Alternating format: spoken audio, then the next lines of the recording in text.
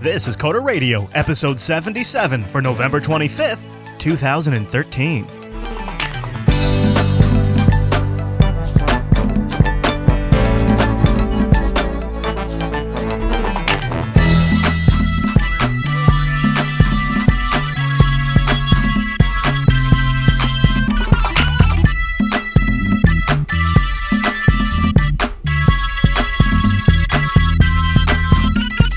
Hi everyone, you're listening to Coder Radio, Jupiter Broadcasting's weekly talk show taking a pragmatic look at the art and business of software development and related technologies. This episode's brought to you by our three fantastic sponsors, GoDaddy, Ting, and DigitalOcean. I'll tell you more about those great sponsors as this here fantastic show goes on.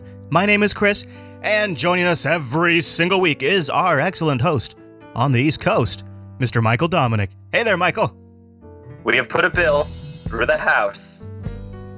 I'm sorry, where am I? No, this is not the political action show. No, we were about to start Coder Radio. Oh. Yeah. Hang on. Take two. Right. Hello, Chris. Misa Jar Jar. Oh, hi, Jar Jar. Happy birthday to Chris's birthday. I was thinking maybe we could have the political action show back. That might actually go over a little better, I think. Oh, better than Jar. So wait. Could we get Boehner and Obama to agree that Jar Jar should be stricken from the record? I think that was something we could come together on. Everybody could come together on that one. All right, so, right before we started, right before I hit the go button, you said, I did something radical last week, and I said, hold that thought, tell me at the top of the show. And I'm hoping it has something to do with deleting your hard drive or something. It's just crazy. I want to hear something crazy. I took a .45 caliber handgun and... okay. No, I'm kidding. So I took my Gmail notifications off of my mobile devices. Oh. And turned them off. Just straight off. Yeah. Now, what about LED notification lights? What's your approach? All gone. Oh, wow. I turned them totally off. See, this is for Gmail. The LED. Oh, for email. Yeah. Oh, you have to. I turn it off for everything except for I leave the notification light on. But with email, it is. I mean, it's impossible to have that thing buzz. I don't know. People who have their phone buzz every time they get email are probably psychopaths. Well, I was definitely a little Norman Bates with that one. Yeah. I was the guy replying to iPhone, to emails on his iPhone in the middle of lunch. Get it out of here. Yeah, I had probably, on average, 7 days a week, a less than 2 hour email response time. I think it's one thing to you got a few cycles to kill while you're waiting for a burger, right. Open up the email on the phone and take a look. But to have that sucker beep every time, it tells me one of two things. It tells me you're a psychopath, or it tells me you don't get a lot of email and then you're not important. And I don't mean to be a jerk about it, but when I would meet with clients and we would have a meeting, and if I had a client who had their phone buzz, I would begin to make assumptions about them because I would know, just from a technical standpoint, that person probably doesn't get a lot of email. Right? Because if you got a lot of email, your phone would die. You'd freak out, right? So then you'd turn it off. So if you don't turn it off, then you probably don't have a lot of work. So I've been doing this for about a week and a half now, and my battery life has been much better. Oh, really? Because you're not going for the phone all the time? Oh, because I get a ass ton of email. Yeah, and if you turn on the screen every time it buzzes at you, it'll kill the battery life. It's interesting. So one of the contrasts definitely between Android and iOS is a lot more notifications are on by default on Android. Like when you first set up an Android phone, you're getting beamed every time you get a tweet, a G+ notification, an email. My battery application that monitors my battery. I have some sort of other reminder in here. Like everything makes this sucker beep at first.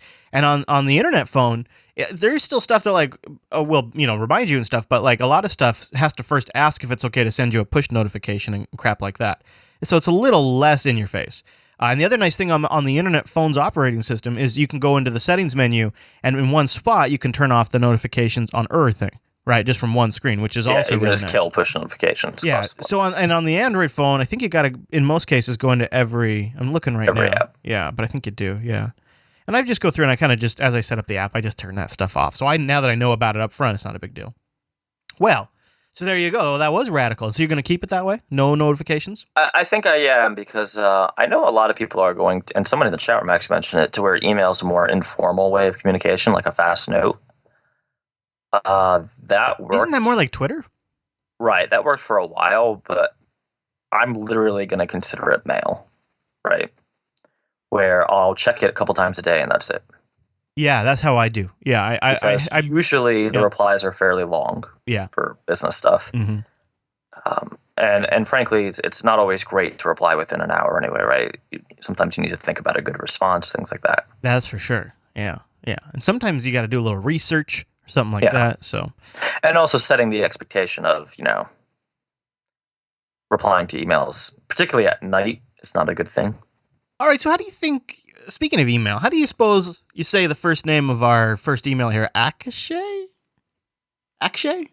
I don't know. We'll go that. Well, we'll just say A writes in, or he or she says, The A team writes in. Yes. He says, "Hey, Chris and Mike, big fan of the show, Last Tech Snap, and Go to Radio. I have a few questions that you guys would be the best for." Nice, those are my favorite. He says, "I'm in a second year of college, and I have severe burnout. Whenever I start a project, by the time it's complete, I am totally burned out. At first, I would rest for a week by browsing Reddit and Hacker News endlessly, but now this has become more severe. It's been 2 months since I've written any significant amount of code, if any at all. How do I tackle this? I want to become a professional programmer, and being unproductive frequently is not a desirable quality." All right, so he's got a second question. So should we start there? Maybe we just answer that, and then I'll read a second question. Yeah, let's start there. So I would say, maybe it's not the right vocation for you. Yeah. But is that a notification? That would be a call.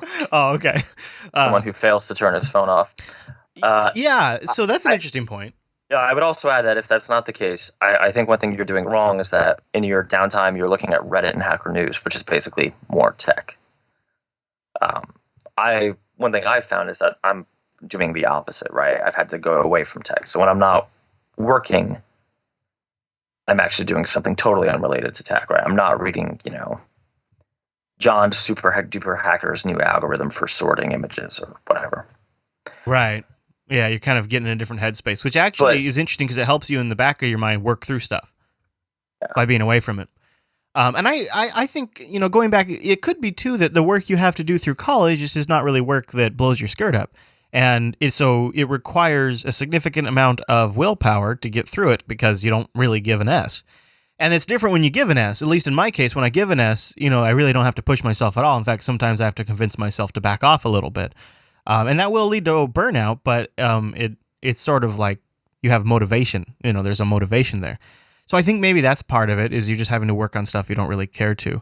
I wouldn't stress about it too much, especially now, especially if it's not affecting your living. I really wouldn't worry about it. Because one of the worst things you can do about that kind of problem is stress about the problem itself, because then that really is just a circle of misery. So that would be my take on it, is, keep in mind that it could just be you're not on the right track in terms of things that interest you, but it's stuff you have to get through to get to the stuff that interests you. And in that case, don't beat yourself up too bad. All right, second part of the question says, "My current skill set consists of Python for web and desktop applications, Vala for Linux desktop apps, and Go language. I know PHP and have written stuff in it, but it doesn't count. Wow. While talking to people for internships, I realized that my skill set is very small, and the main problem is that I don't want to limit myself to just one field. I don't want to be just a web developer, for example. What tech do you guys recommend? I learn how to decide on a specific field or job. Should I limit myself to just one or not? Thanks for the great show." So that's an interesting thing. Web developer is kind of a huge ass broad category. So it's a little odd that you'd feel limited in that. Oh, yeah. So for instance, you could be an ASP.NET developer and be a web developer. You could also be a Ruby on Rails developer and be a web developer. If you're crazy, you could be doing Node.js. I mean, all of these things are possible, right? In terms of what you should be learning if you're going in as an intern, just learn Git, right? Because that's the stuff you're going to get yelled at for, breaking source control. Good point. I mean, really, I'm thinking of times I've gotten pissy with people. It's never about you didn't know the API. It's always about you broke Git or you screwed up the bug tracker somehow. Yeah, I completely agree, because whenever you go into some place, there's going to be ramp-up time, even if you're an expert in whatever language they're developing, whatever it is they're developing, because they've done it a certain way. There's a backstory there. And so if you know some of the basics tools that they're using, you're in a way better position, and you're going to annoy them less, too. Right, and I would also say if you're a college age and you're just getting into it, learning something huge like Java can take a long time, right? In fact, I've been doing Java for years now, and there's always new stuff or frameworks I've never used or never heard of. Yeah. Yeah. Same thing if you end up doing .NET, right? And really, I mean, even in Rails, the same thing now because there's so many gems, so many different things. It's I wouldn't feel limited doing web development because it's such a big field, and Chris believes, as though I don't necessarily agree, that the web is the future, right? HTML5, all of that stuff. Yeah, at least I think it's got a huge role in that future. Right. I would say it's definitely going to be strong. So one thing you said web developer. Does that mean back end, which is kind of what I've assumed? Yeah, it's kind of sounded like when he's talking PHP and Python. Right. Or do you also, if you want to be full stack, I mean, there is a, noun.js every 3 days, right? Yes. Literally. Yeah. I mean, in fact, we get emails that I just can't respond to, or I respond privately about, did you see this hot new JavaScript framework? There's just too many to keep up with. So as someone new coming in, I can't imagine there not being enough material for you to learn. Yeah, absolutely. In fact, I can't imagine you being able to be proficient, especially as a full stack developer at your current level without tons of study. I guess almost even that question almost kind of to me indicates a lack of passion a little bit. Like he's still kind of sniffing around because I would almost think he should, at this point, I mean, unless he is in his mid-30s, I mean, he's really stressing about stuff that, like, in 10 years is really not going to matter anyways, right? Well, I mean, the biggest concern to me is the burnout so early. Yeah, right? Yeah, that's what I'm thinking, is the fact that he's burning out so early and that he doesn't have, oh, man, I love Go, or, oh, I'm just absolutely in love with Python. There's none of that. There's no, I just really want to build something with this. With most students I interview or talk to, they have, using it in the lightest way possible, that ignorance of whatever the new hotness that they've signed up for is the best thing in the world, right? Mm-hmm. I mean, you mentioned Go. I've had a few of those kids in, right, where it's, but Go is so fast, blah, blah, blah. It's unusual for me to, in my opinion, for someone who's at that level to be burned out already. Yeah. Well, that. I mean, when you get older, it's natural because, as you get good enough at the coding side of things, the real problems, especially if you're a consultant, are the business stuff, right? Mm-hmm. Pissed off client or the client who doesn't pay the invoice. These are the real problems. I used to say when I was in IT, if I knew how much writing for documentation I would do, I never would have gotten into IT. And now I feel like if I'd known how much business crap is involved with running your own business, I don't think I would have gotten into that. Right. I mean, I spend most of my time writing or doing business-related things, which comes down to writing, right? Mm-hmm. Writing letters, doing things like that. Yeah, I would say, I don't know if we should hit it too hard, right? I don't know if we should tell them to find something else to do. I would say figure out, why are you feeling burned out? And are you really burned out, or are you just maybe a little bored with your school curriculum? Yeah, and if you're bored, it can, I'll burn myself out having to force myself to do something that's super boring. But you're starting an internship. I wouldn't be surprised if, day 1, day 2, you get overwhelmed just with, we found at Fingertip, these students are not trained for the reality of a working software development company, right? They're trained for theory, and the sausage is pretty gross if you see how it's made. Yeah. Yeah. So.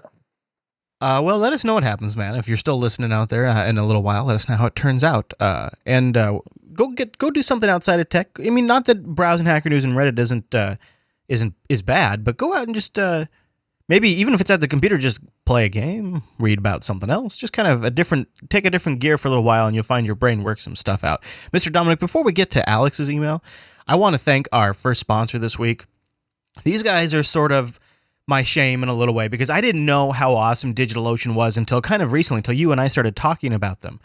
Because DigitalOcean is simple cloud hosting, but it's cloud hosting. It's sort of the sweet spot, exactly like Mike and I are always talking about, where it's completely reasonable. It's totally a known quantity because you know exactly how much you're going to pay.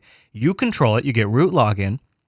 It scales up and down, and it's absolutely budgetable. DigitalOcean, if you haven't heard of them, they're a simple cloud hosting provider dedicated to offering the most intuitive and easy way to spin up a cloud server. Users can create a cloud server in 55 seconds, and pricing plans start at only $5 per month. That gets you 512 megs of RAM, a 20 gigabyte SSD drive, a CPU, and 1 terabyte of transfer. That's actually an amazing deal. DigitalOcean has data center locations in New York, San Francisco, and Amsterdam. The interface is brilliant. It's intuitive. It's very simple, but power users can really do some nice stuff like replicate servers on a large scale. You get your ideal Ubuntu files or a web server, or right now I have an Arch BitTorrent sync server that's distributing media files for unfiltered subscribers. And it works so fast when you combine their super fast internet connection with those SSD drives. It makes a huge difference. And we have a great deal right now, too. If you want to go try out DigitalOcean, go over to DigitalOcean.com. Use the promo code CoderRadio74. CoderRadio74. That'll get you a $10 credit. And if you try the $5 a month server like I've been using, you're going to be able to play around for 2 months absolutely free. DigitalOcean has a really cool droplet system where you go in there and say, I want this server with this configuration. Maybe it's Arch, maybe it's Fedora, CentOS, or Ubuntu, or whatever you want. You can also go deploy like ready-made droplets that have Docker already installed on them. So if you've been working on a Docker container locally, building up a system locally on a laptop or on a desktop, once you're done with that, you can bring it right up to DigitalOcean. And DigitalOcean even offers hourly pricing. So if you wanted to just move your Docker instance up there for, say, an hour, and have some people bang on it around the web. And then you don't have to worry about setting up firewall port forwarding rules to your dev machine and things like that, which is kind of ridiculous when you think about just moving this Docker container right up to DigitalOcean, fire it up and say, okay, here's the IP, here's the DNS, go bang on this for a couple hours and report back what you find. Right? Why not do that? And even at $5 a month, you could just leave it active all the time, or you could just you pay the hourly rate. It's even great because DigitalOcean has an active community, and right now they're stoking that community fire. So if you want to help contribute to the vast collection of tutorials in the community section of their site, you can submit your article. And if your article gets published, you'll get paid $50 per piece from DigitalOcean. We'll have a link in the show notes right below their banner that gives you more information about that.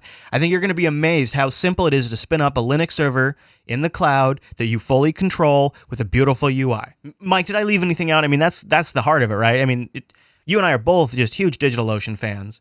I've got a server that's been running up there now since they came on as a sponsor, and I'm keeping it. It's awesome. I mean, I might add one more thing if we have another second. Yeah, do it. That if you're not using Docker, which, again, please put down the drugs, they have prefabbed Rails and, I think they have PHP, but I have to call them about that. And a few other stacks. You just literally spin up the instance with everything pre-installed you need to just get going. Yeah.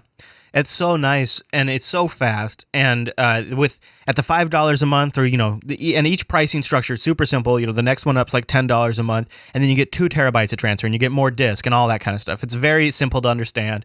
It's not going to be a surprise. This is such a superior way to go than something like AWS or Rackspace, where there's always that surprise gotcha fee. You left it on accidentally, or there was more bandwidth usage than you expected, or more CPU usage, or you needed to upload more stuff to S3, or whatever it is. It all goes away with DigitalOcean. So go over to DigitalOcean.com and use the promo code CoderRadio74 when you're checking out. That'll get you a $10 credit. And if you use the machine I've been using, which is Plenty Computer, that'll get you for 2 months. That's a great deal. So thank you very much to DigitalOcean for sponsoring the Coder Radio program. I'm coming up with new ideas for it all the time. All right, so Alex is writing in, and he says, JB listener for a while. He goes by Alex Bell in the chat, so if he's in there right now, say hi to him. He said he'd prefer his last name not to be read on air. Well, then, you just don't have to put it in there. But we didn't. He said, just use the DigitalOcean promotion and got the $10 credit. Well, that's awesome. By the way, over the summer, I beat Ben Morris in a hackathon. Boom. He said, definitely read that on air. So gauntlet's been thrown, Ben. I've been two completely unrelated questions for Mike. Number one.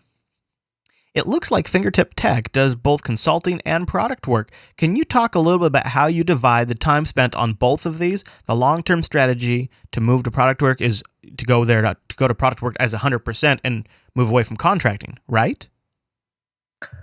So you're right. It does both consulting and product work. The long-term, the ideal strategy would, of course, be product work, right? To be honest, the way I balance the time is pretty informal. there's usually lulls between contracting work, and we just fit the project work there. More and more, the process has been getting a little more formalized, and that's something we're working out right now, how to effectively schedule things. But I would say it's still certainly over 70% consulting. So, and you'll find that that's the case with a lot of smaller development shops. Yeah. And it's kind of nice to diversify too, because you're not totally dependent on one. Yeah, and you get different projects, different domain spaces, which is good. Okay, number 2 part of the question. I'm not a front-end web developer, but I dabble. I would love for Mike to discuss any preferences in JS or CSS frameworks. So on the CSS side, I actually don't use anything. I use pure CSS. And that's because I'm a curmudgeon. Oh, you know what? Curmudgeon. I got There it. you go. On the JavaScript side, I've dabbled with Dart. I've dabbled with TypeScript. I don't like CoffeeScript. Generally, still using straight JavaScript. I like Backbone.js, but other than that, I'm not doing a lot. I have been moving away from jQuery though. But other than that, I've been a little conservative with this whole JavaScript CSS change that people are doing. I know a lot of folks are actually using Sass and CoffeeScript. Is your mic cord swinging? What's going on over there? Is a mic cord swinging? I'm hearing something through the mic. Kind of sounds like that a little bit. I don't know what's going on over there. Are you hearing it now? No. Then it was my dog. I know. I heard the dog earlier. It sounded like it was hitting the mic. Something hitting the mic stand or something. Because it was coming like a bass, boom, boom, boom, boom. So we got one last email in here. Do it. Okay. Now this is pretty fancy. This was posted on his blog. I don't know if I've ever seen a feedback this fancy. Are we allowing this? This kind of feels like it's raising the bar a little bit. Yeah, I feel like it's raising the bar, and this might be the new bar for feedback. Yeah. Here we go. Mike and Chris on Code Radio 76. Topic of standing desk came up. He says, I would encourage you guys to use standing workspaces. I built one for work. I converted a bookshelf into one at home, and for my home office as well. I find it really helped me with my lower back pain. Oh. There's just a few tips on the ergonomics. The top of the monitor should be at level or 1 inch above the height of your eyebrows. This encourages level head posture. The level of your keyboard should be close to the level of your elbows. You want a pretty even level between your elbows and wrists. This reduces wear on your carpal ligaments. Number 3, you might need to put a book under your mouse or trackball to keep the angle of your wrist more neutral. Pulling your digits back and up and lowering your wrist to move your mouse and trackball is a common RSI pattern, and it wears on your carpal ligaments. There are a lot of tricks, like switching your pointing device to a trackball, taking Pomodoro breaks, eye exercises to reduce eye strain, and as you guys are both in the role of employers, all these things can steward your employees. Sometimes I need to sit at a break. I keep a large ball in the office to sit and tilt my workstation keyboard shelf to do that. Oh, nice. But I don't need to do that for very long. I find it most useful to keep the ball around to do backwards upper neck stretches that counter computer slouch. Oh, now I feel bad about how I'm sitting. He says, while in college, I suffered a lot from wrist RSI, and I wore wrist braces. These were my bad habits: dehydration, soda not water, lack of exercise, and repetitive gaming motions, aka too much doom. When I stopped living on campus and started bicycling to school and around town, my RSI cleared up. A major aspect of RSI is getting good oxygenation to your tissues, good circulation. I would also encourage you to bike to work for shopping as well. We need the exercise. We don't really like our cars as much as we think we want to. As programmers and sysadmins, we're in a population faced with major health risks. Sedentary lifestyle leads to heart disease, diabetes, like me, gout, and chronic stress, which compounds all of the above. And the best advice I can provide is to build activity into your day by removing chairs, cars, and sitting while programming. Stay healthy. Well, that's pretty cool. That was a great... Now, he said he had pictures. I didn't see any pictures. But thanks for that great feedback. He's got a very zen background, too. I think this guy's got it figured out. He's got it dialed in, Mike. I'm really interested in this whole ergonomic workstation thing. I haven't taken the plunge yet. Yeah, I am too. Because I'm going to be approaching needing to rebuild my workspace, and it's kind of like, boy, well, if I'm going to be doing all the work, is now the time. Yeah, I mean, I really don't have any comments on that. I just figured we'd share it because this is a kind of a common thread recently. Yeah. Oh, that was from Jed. Oh, okay. Yeah, Jed. Yeah. Now, one thing I wanted to cover in the feedback/follow-up before we got into the hoopla this week is a couple of weeks ago, you came on here and you're all like, oh, hi, my name is Mike. It's negative in the freedom And I got a Surface dimension. Pro. And I think it's the best mobile device ever, and it balances mobility and power. So how has the Surface Pro been going? Quite well, actually. Though I'm not sure that that's how I presented the case. Although in the future, I will certainly start everything with "Hi, I'm Mike," and yeah, that's definitely how I'm going to do it. I'm using it for Visual Studio, for writing, for pretty much everything. Yeah, it's going okay. It's going okay. Nice. Well, and it totally, actually, I mean, I can see how if you need a device that's in the Microsoft universe that runs those applications, seems like a good candidate if portability is a high usage requirement. Mm-hmm. Oh, there you go. All right. You can also hook it up to an external monitor. Really? Yeah. What kind of connection does it use for that? Something that's called DV something. There's an adapter. Oh, so it's okay. All right. So it's like their own Surface Pro kind of connector. It's like Yeah. Okay. Well, very good. All right. Well, so we do have some hoopla to jump into, and I thought we'd start with you and me getting some new threads. What do you think? Yes. Tell me, how many items on this page have you purchased? Well, I was kind of to use your word, a curmudgeon about it at first. I was like, oh, Microsoft, you bastards. And then I saw this this Chrome mug where it says, keep calm while we steal your data. And that is too funny, actually. Don't get scroogled. This is Microsoft taking off the gloves at Google and just going a few rounds, huh? I like it, and I will... You know what? I'm not ashamed to say it. I tried to purchase the mug, and then it was sold out. You did. And the hoodie. Oh, gosh. And the t-shirt. So this is old school Microsoft a little bit, where they get a little dirty.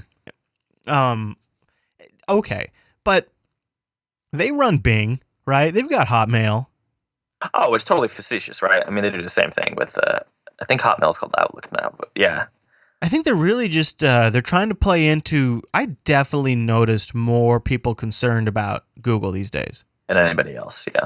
And maybe they're just trying to keep that train rolling. Maybe could they be savvy enough to recognize that the temperature is turning just a little bit online and trying to capitalize on it? Because when I look at this, I mean, if we're going to get honest, Microsoft was the first company to participate in the PRISM program. Microsoft has Skype. I mean, they have all kinds of data they're probably collecting about people. No one said it was fair, right? So the reason I included it in the show was that... Okay. I think, we've talked about the doom and gloom case for Microsoft. I think stuff like this is actually a glimmer of hope. Shows they got a little fight in them left. They still, they're not taking it laying down. Yeah. And it definitely generated buzz. And I'm surprised they even branded it Microsoft. It's actually at the Microsoft store. Yeah, so it's very ballsy. Like, it's not some shady third-party thing that they tried to do. No, they just came out and said it. I thought it was its own thing, but no, this is the Microsoft store. It's the official store. Yeah. I kind of respect the ballsy move. I kind of do. That is kind of awesome. It a lot. It's also funny to listen to Twit talk about it. Oh, really? What'd they say? They're not pleased. Oh, they thought it was too... Yeah. Yeah, well, yeah, they really like Google over there a lot. So I could see how that could happen. All right, well, so... To be honest, I would totally get that coffee mug. Like, yeah. I might get 2 or 3. I mean, it's just... And I'm using Chrome right now. Just want to point that out. So am I. Yeah, okay. So while we're on the Microsoft topic, there's one more Microsoft thing I want to touch on. But first, I want to thank our second sponsor because I want to give us some room for this next topic. And there's no better way than to start with one of the greatest things out there. And that, my friends, is Ting. Ting is mobile that makes sense. I've been using Ting since the beginning of the year, and it just keeps getting better. First of all, they're turning LTE on in more and more cities all over the U.S., so if you haven't checked recently, go over to coderradio.ting.com and check that coverage link where you can find out what kind of Ting service you're going to get in your area. Ting has a really compelling rate system where you only pay for what you use. They take your minutes, the text messages you send, and the megabytes you use, and they add them all up at the end of the month, and whatever bucket you fall into, that's what you pay. And what's really great about this, no contract. So you get a phone, you don't have to worry about any early termination fees, you don't have to worry about being locked in for 2 years and then manipulating manipulating you and changing the game on you and anything like that. And on top of that, you own the device. It's full, straight up your device, and you're only paying for what you use. This is a really powerful and flexible combination, and it saves you from wasting money on a contract that you're not using all of the minutes or the data or whatever it is. Traditionally before Ting, this is a great example. My wife and I had a family share plan, so that way we could get, I think it was FaceTime or whatever it was that she wanted. You had to have like certain data plan. It was just ridiculous, like a different kind of data plan. And then like she wanted to send some text messages. Well, 100 isn't enough, but 1,000 is too many, but that was kind of like our range. So we end up paying like $10 a month just for text messaging, so that way we're safe. But with Ting, you only pay for what you use. That is empowering. As the holidays come up, it adjusts accordingly. It's very flexible. And now, speaking of iPhone, if you've got an iPhone 4 or 4S and it's Sprint compatible, you can now bring that over to Ting. So if you've been kind of waiting, hoping they'd have iPhone support, good news, my friends. They have information over at help.ting.com, and that's where you'll get the details on how to move your iPhone over. You can also call their customer support. They have amazing customer support. A real person answers the phone, too, if you call them between 8 a.m. or 8 p.m. Eastern. That's where Mike lives. You call them at 1-855-846-4389. Yeah, that's Ting FTW. You know that. So go over and check out Ting over at coderradio.ting.com. I think you're going to be pretty impressed. I love my HTC One, and now they take the Nexus 5. You can order right from the Google Play Store, and they got a bunch of other great devices. If you go to coderradio.ting.com, they'll take $25 off your device. Or if you've already got a compatible device like the 4S or the 4 or many other devices, they have them all listed over on their site. They'll take $25 off your first month of service. Now, that's a really great deal. So go to coderradio.ting.com and go, if nothing else, if you've heard this ad before and you've considered it but you're just not sure, check out their pricing calculator. Check out that pricing calculator, watch the video on the dashboard, and then tell me that's not the way to go, right? Tell me that's the way to go. coderradio.ting.com. And thanks to Ting for sponsoring the Coder Radio program. All right, so let's keep on the Microsoft thread just for a couple more minutes. Are you okay with that? I know you hate talking about your Surface and you hate talking about Microsoft, but I hate it. You got an Xbox One, and I got to know how it's going because I'm trying to decide for Christmas if I might get the PS4 or the Bone.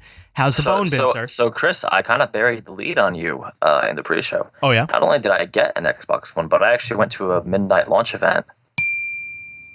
Really? Yes, all the Microsofties were there. It was a very colorful event, and I got a T-shirt. Yay! But and putting the trolling stuff aside, what really surprised me was how packed the place was. Really? A lot of people excited about the Bone, huh? Oh, yeah. A lot of people kind of really stimulated for the Bone. I mean, just all up, totally up for the Bone. I guess probably part of that was because people knew there was going to be low inventory. I don't know how low. There must have been hundreds of people waiting in line, and I'm not exaggerating here.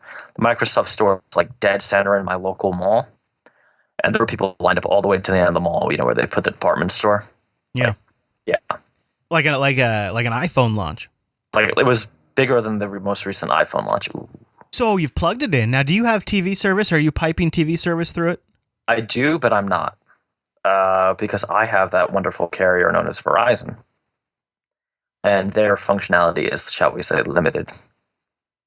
So let's see. Okay. So you've said I'm going to skip that functionality, but even still, you're impressed because I'm thinking. Yeah, I'm skipping it for now until more of the Verizon specific services are supported. My thought process, looking at it, is honestly, if I don't have TV service, I should get the PS4. If I had TV service, I should get the Bone. What do you think? I can't speak to the PS4 too much. However, I can say that was kind of my thought going in. And one of the things that got me to pre-order the Xbox One was that I had an Xbox 360, right? And I had friends lists and things like that. But having used it, I would say the Kinect is worth the purchase price. Okay. I have traditional cable service only because I like HBO. Because of that, the Xbox One, it can be pretty much my home base for entertainment, right? Because there is an HBO app on the Xbox. I believe it carries over to the One. But it's one of these weird things where you open the app and you still have to have service. Like you couldn't just go in, open it, and be like, I'd like to purchase HBO for it. $100 a year or whatever. Right. Yeah. That's because they have agreements with the cable companies. Right. And so it's very kludgy. You kind of have to log in with your cable. It's weird, but So, how's the online store and all that kind of stuff? everything's fast. Everything's responsive. There's not a lot of indie games in the online store. Yeah. But I'm told that's the same on the PS4 right now too. Okay. I mean, they both have Minecraft. They both did a good job of like chasing last generation's hot indie developers to Yeah. get token shit on the store, but there's something new, right? Okay. Really, the thing that has me enthusiastic about it is not the product that you would get on the store shelves today, right? It's that, Microsoft PR is quick to say, oh, this is not a Windows machine. This is, Xbox. But a number of executives, and you can look this up. I think The Verge had a good piece about it. Pretty much flat out said, yeah, this is a Windows box, and we are going to allow apps. It's just a policy question. Right. Like from what I've seen too. First of all, it actually runs Windows 8 and or some version of Windows. It's running Windows, and then it's using a hypervisor. Hypervisor, right? Yeah. Hyper-V to do 3 machines. And I guess like if you want to there's a lot of you actually install stuff. Like if you want to watch a Blu-ray movie, you actually install a Blu-ray application. Like you're already installing stuff. It's just only the Microsoft stuff, right? Like have you had the process of quote unquote installing an app? Yeah, I installed the Blu-ray one. I've installed Netflix and Hulu. I've installed a number of apps. I mean, it's very fast. But those are clearly apps that are being. Yeah, it looks like the Surface, right? It's very Metro. So then they just have to turn that on for other stuff. Exactly. They just have to. So the infrastructure's there. What's interesting is that I find that the biggest downside of the Xbox One is that they turned their back on that digital disc-free future, right? Because the Kinect is so designed to make you not have to, quote, get up and do anything. Yeah, right. You can just say, Xbox go to Halo, whatever, or Xbox go to Netflix, right?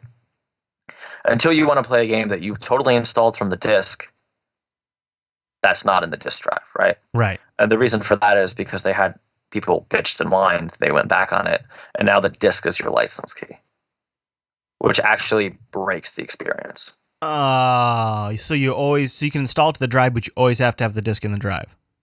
Right, and this is the trade-off they made, if you recall, after the internet cried about used games. I had an original Xbox that was hacked, and where I just saved all of my games to the hard drive, and it was the coolest thing to be able to call up any of them. Kind of like Steam is now. Well, that's how it was going to be. I know. Yeah, I remember. Yeah. And I still believe that whole used games thing was a little bit of... I think the only person who benefited from that was Sony, and not because that they were right, because I don't think they were, because they didn't have the functionality. And had Microsoft not backed off, I think they would have taken a little bit of heat, but at the end of the day, for the market that matters, so the market who's older and can afford to buy new games, they would have done better, right? Yeah.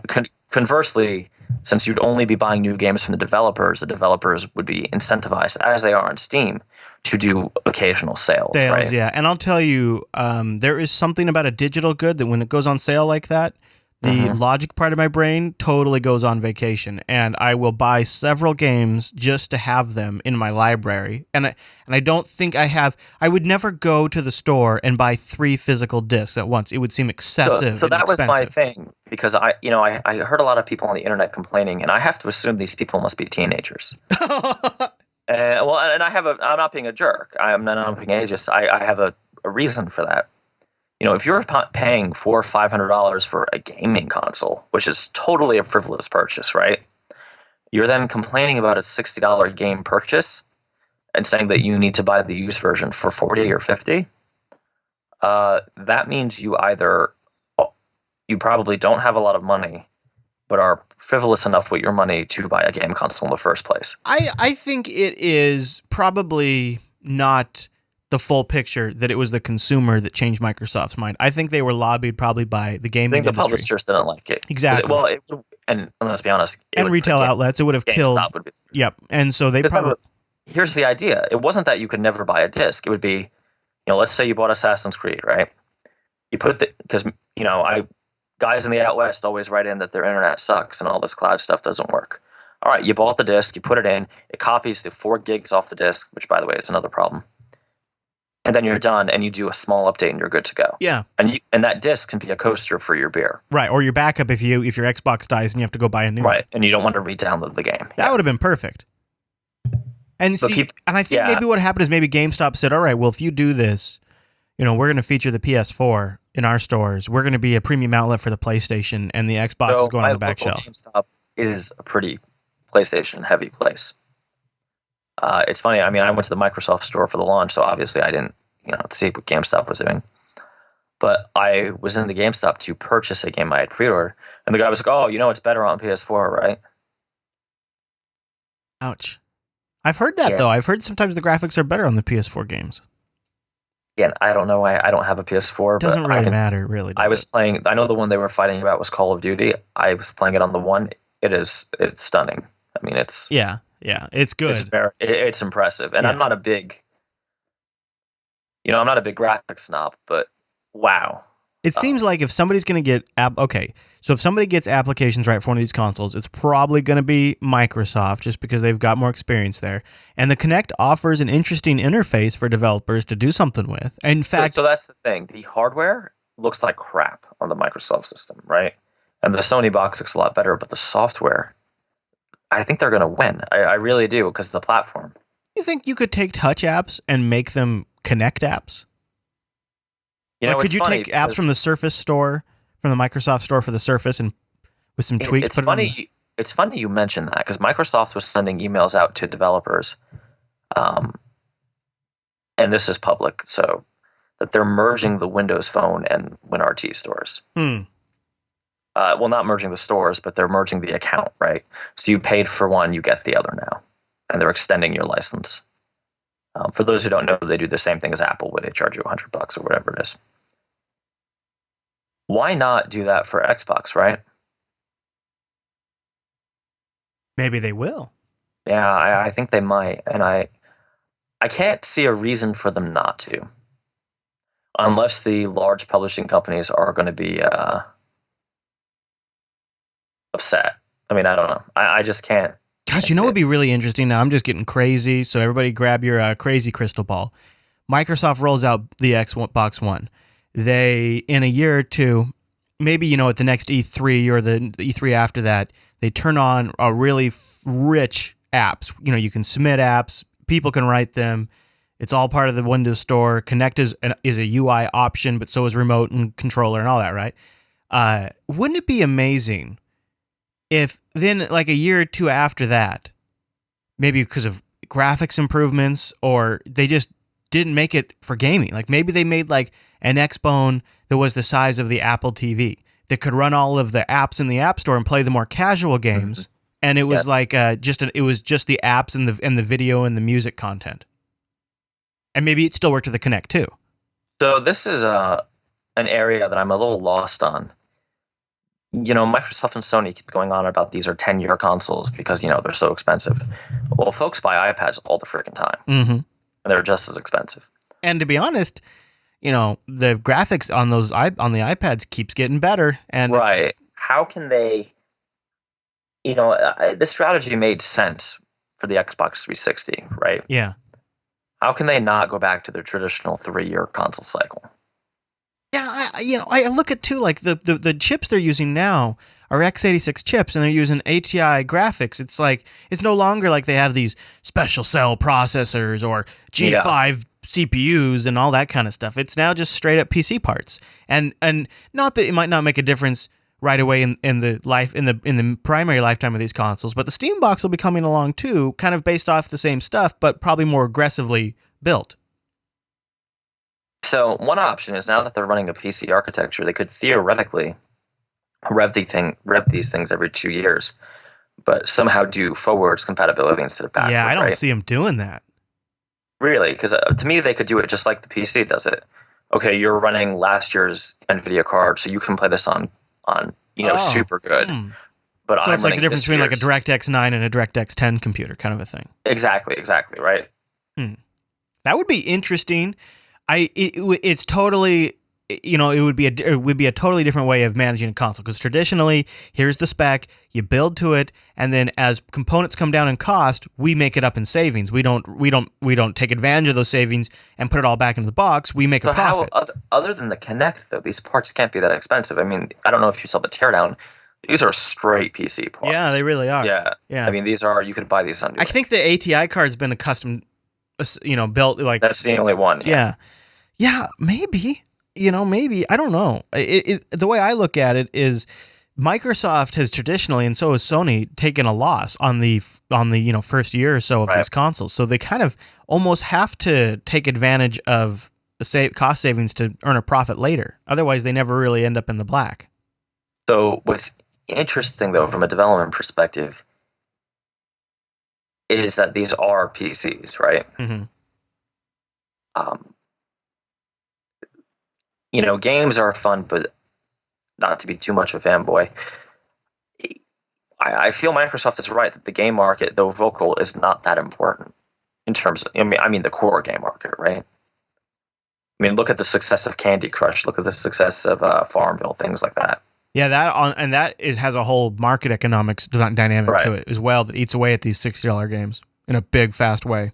I just can't see this not being a great opportunity for developers to, particularly mobile developers, right, to have yet another device with a vendor let's be honest, if you've been developing software for any length of time, you've probably dealt with Microsoft or just look at it this way. Microsoft is desperate to give value to the Windows Store, to give developers a reason to go through all the effort. See, that's the thing. I don't think they're that desperate anymore, because I think developers that used to have to court to go on RT now want to be on the Xbox.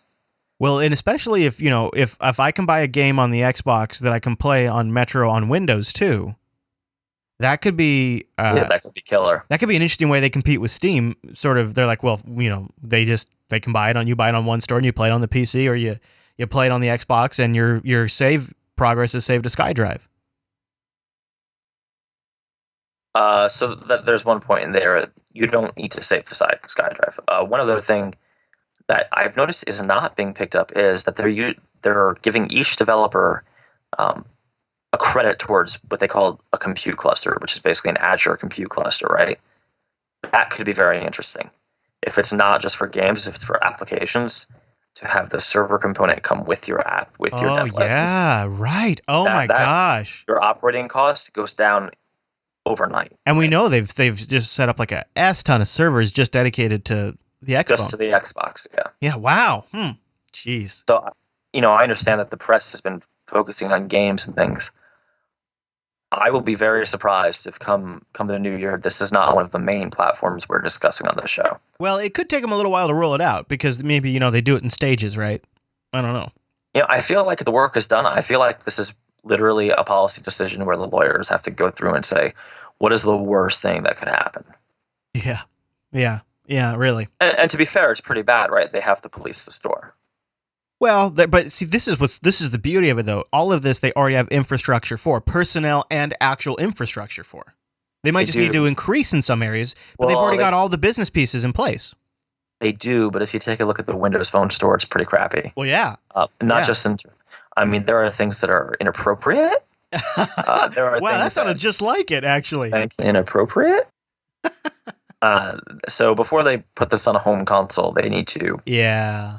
They need to clean their shit up, and frankly, they need to pull an apple, so to speak. It's kind of a different story when it's in the living room. It is, especially I can see a lot of children using the console. Mm-hmm. Time to put on your Puritan hat and start cleaving things out of the store, or have a family filter mode or something.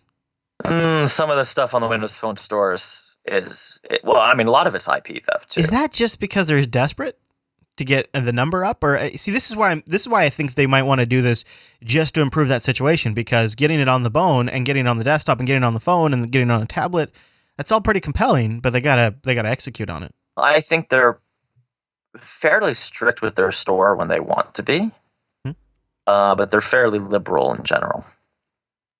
Look at that crazy Microsoft.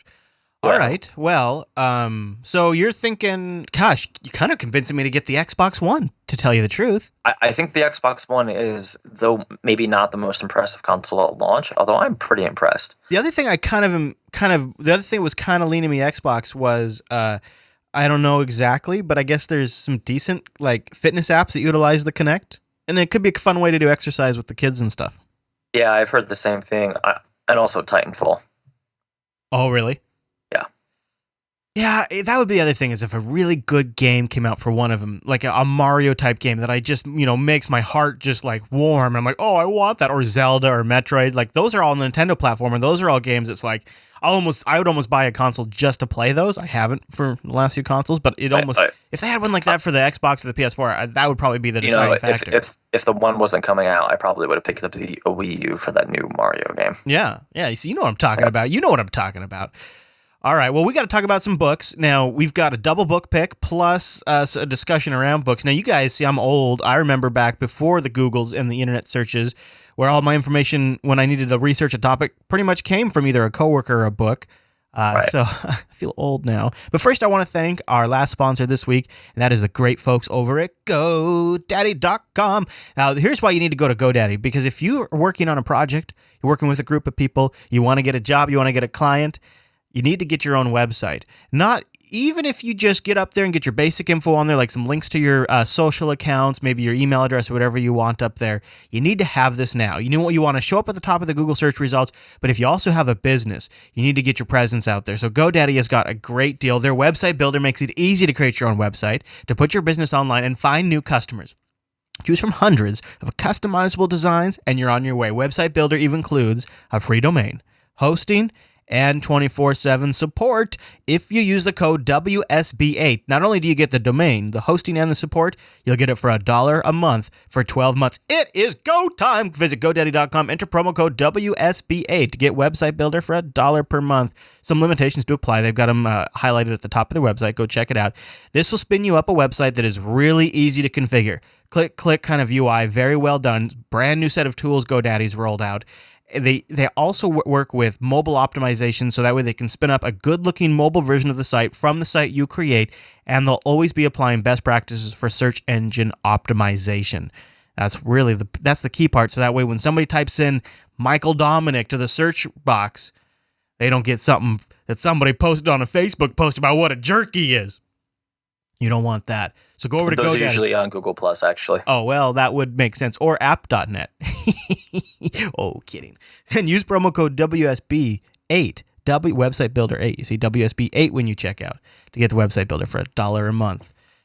Don't let SEO wreckage happen to you. Ooh. I happen to know somebody who, when you search for their name, you get some really dirty results because there was some rumors being spread about them online that weren't exactly rumors, they were truths, and that's what shows up at the top of Google now. And now they have their own website, but it's a little late. So that kind of sucks. Thank you to GoDaddy for sponsoring the Coder Radio program. Now let's talk about books. Well, hang on. Are you sure you know this person? Are you sure you're not this person? Oh, it's not me. Oh, no, I've never actually Googled my name. Let's see what I get when I search. Of course, I'll have personalized results, so it probably won't. So when I search under my personalized account for Chris Fisher, I get risque bathing suit photos. Really? Oh, yes. Oh, actually, in the image results, the second picture is, it's a dude. There, you see, I have a very generic name. Parents were not thinking that one through. I do like that I puts my mobile phone number up there, because it's me. And so I see my phone number right there. So if I ever show myself searching for myself, I'll be broadcasting my phone number to everybody. And it also shows the last YouTube post that I made. That's great. That's wonderful. So the topic of books came up in the Coder Radio subreddit, and the question was submitted by 50-Fold Chris. He says, Alpha book sounds like a good idea for tech books that are almost obsolete by the time they are published. He says, I'm always scanning the shelves of my local library and passing over a lot of aging tech books because they're 2 or 3 years old.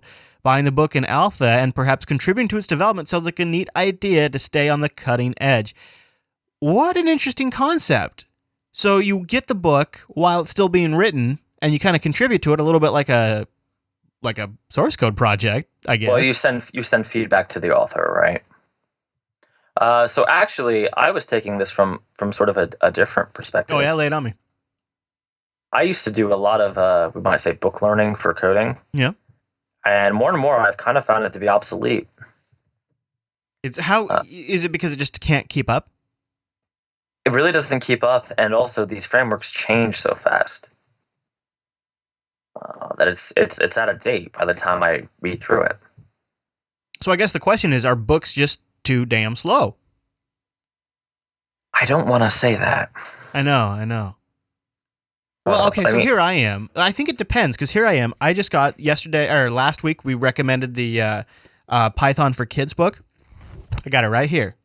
And Nice. I think this is a good example of where a book works, because if I just am starting, and this is really for somebody who starts at literally square one, like part one, a computer program is a set of instructions that causes a computer to perform some kind of action. That's the first sentence. Okay, so that's where we're starting at. I feel like for that kind of content, it works. But like for something like books on mobile development, that sounds crazy to me, because the vendor will release a new operating system while the book's still being written. Yeah, so I have an entire bookshelf of them, and they're woefully out of date. Do you have a book that introduces you to iOS push notifications that came out this summer? I have one that says, what is it? Updated for iOS 3 or 3.2 or whatever it was. No. It's bad. Yeah.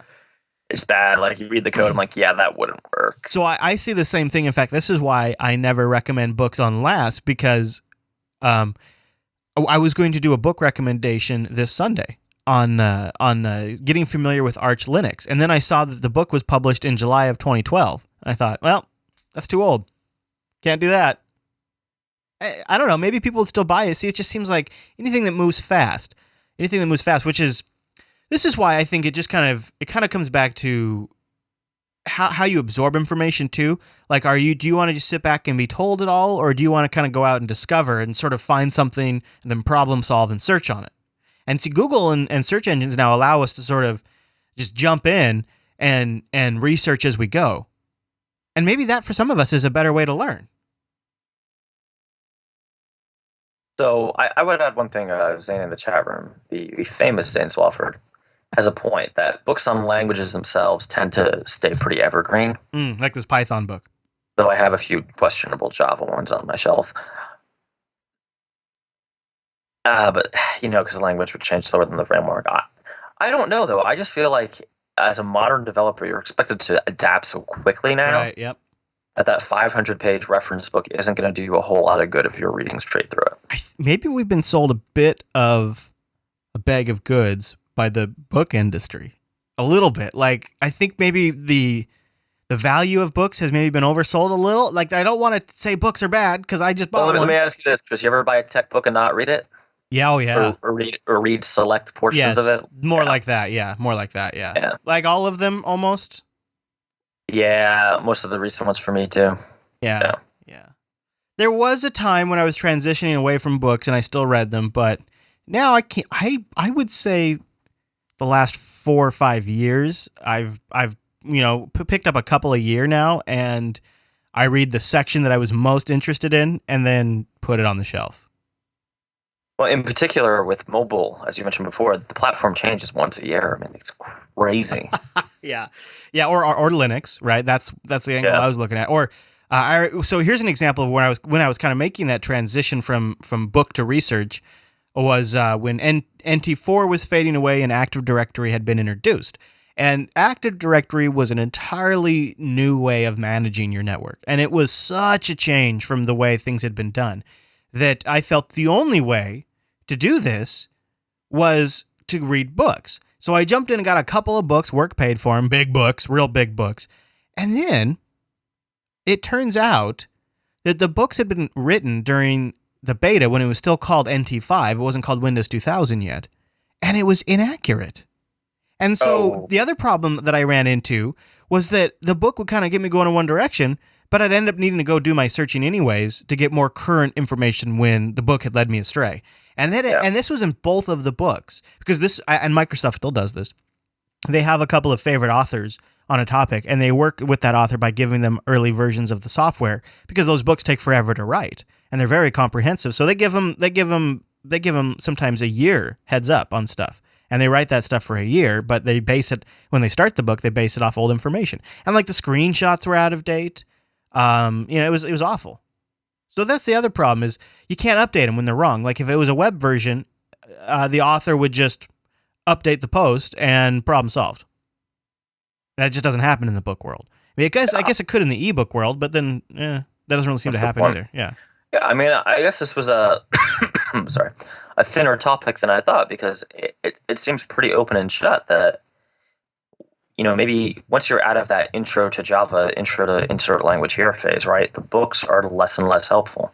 Yeah, I think the books that I have found more rewarding are like the history of something, the backstory, or the very beginning introduction.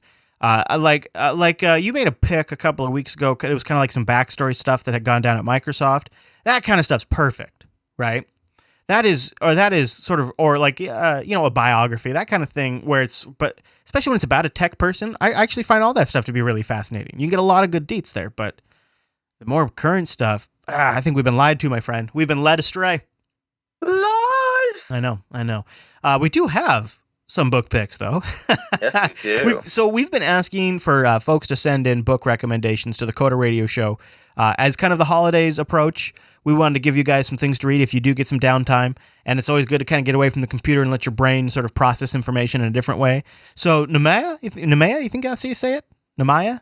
I call him Nehemiah, but that's not how you say his name. Okay. Well, the Fall Apart, Things Fall Apart. Yeah, Things Fall Apart by Achebe. So this was a book I read a few years ago, or actually longer than I'd like to admit ago. Womp womp.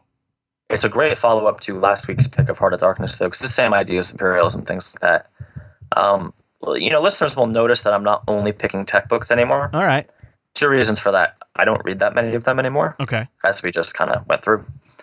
On the other side, it's good to be well-rounded, right? Well, it is good to focus the brain in on something else. Right. That is true. And you know what? These things work better in audio, and they have an audio version of... I bet they do. In fact, let me see. This is a little preview here. So you're listening to a sample, it says. Well, I don't hear a sample. Well, they have an Audible version of it, too, which is kind of one of my preferred ways to get this stuff these days is from Audible. So you could... you can buy that from Amazon directly now. They also have a paper book and a Kindle version of it. Kindle version is only $7.99. Oh, there it is. Sometimes another village would ask Unoka's band and their dancing egwugu to come and stay with them and teach them their tunes. They would go to such hosts for as long as 3 or 4 markets. What's that? It's about Africa, so if you hear some crazy names, yeah. Well, yeah. The good fare and the good fellowship, and he loved this season of the year. That sounds like a good reader, though. That's always what I just like to check to make sure it's a good reader. Yeah. So, okay. Yeah, Things so Fall that Apart. one I don't have the audio, but the next one I do have an audio book. Who owns Chris, the future? This is a book for you, Chris. Oh, yeah? Should I play Should I play Go a ahead. Okay, all right, I'll play Let's see what they take. Information as free, as exemplified by free consumer internet services, or the way financial services firms can often gather and use data without having to pay for it. But the price we pay for the illusion of free is only workable so long as most of the overall economy isn't about information. Today, we can still think of information as the intangible enabler of communications, media, and software. But as technology advances in this century, our present intuition about the nature of information will be remembered as narrow and short-sighted. We can think of information narrowly only because sectors like manufacturing, energy, healthcare, and transportation aren't yet particularly automated or net-centric. But eventually, most productivity probably will become software-mediated. Software could be the final industrial revolution. That actually, I am buying that book. That sounds like a great book right there. Oh, it is right in line with our by software. philosophy. Yeah, I mean, and the author... 3D printers magically turn out what had once been manufactured goods. Automated heavy equipment finds and mines natural resources. Oh, man, that's going to be a good book. Maybe a little bit of a thought provoker. Who Owns the Future? And by Jason Lehner. We'll have a link to the Audible version, and I probably could find the Amazon version too. Let's see how, and listeners, if you do buy that book and listen through it, let me know how quickly you cancel your Facebook account. It's got good reviews too. It's got a lot of good reviews. It's 12 hours. The audio version is 12 hours. It was released on 7/16/13, so it's pretty new too. So Who Owns the Future? I'll put a link to both Who Owns the Future and Things Fall Apart will be in the show notes. Kind of deep topics, but it is the holiday season and the end of the year does approach. It's kind of a good time to reflect on some of this stuff. Yeah, it's time to meditate. That's right. That's something like that. All right, Mr. Dominic, anything else we want to cover before we get out of here this week?